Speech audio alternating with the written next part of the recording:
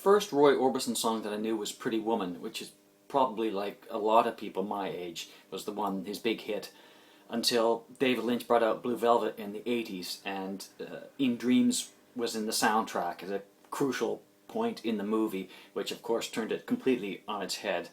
And so I thought, great, I'll go out and, being the record nut that I was, I'll go out and buy a CD of Roy Orbison's greatest hits. And I was not disappointed. It's a fantastic collection of 20 songs or something.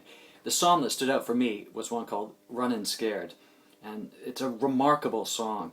It starts out completely simply. It's just Roy and his guitar playing really quietly, and builds and builds and builds and builds with the same simple chord structure until at a certain point it moves up to a completely different section of the song, which continues to build, and then, like the edge of a cliff, just drops off, and that's the end of the song. The story of the song is simple but heartbreaking. It's a guy who is in love with this woman, and he sees that the old flame of the woman is coming back and walking towards him, and he is unsure whether she is going to give him up and go off with the guy who she really loved to begin with. And this is a big drama, but it's amazing.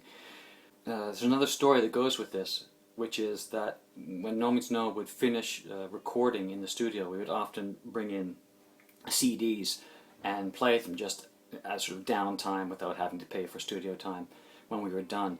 And it was after either finishing Wrong or 0+2, I brought in the Roy Orbison greatest hits, and we sort of had only intended to listen to this for a couple of songs through the big speakers they have there in the studio.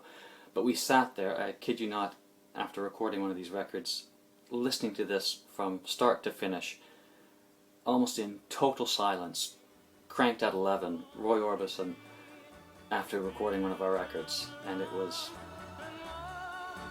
beautiful.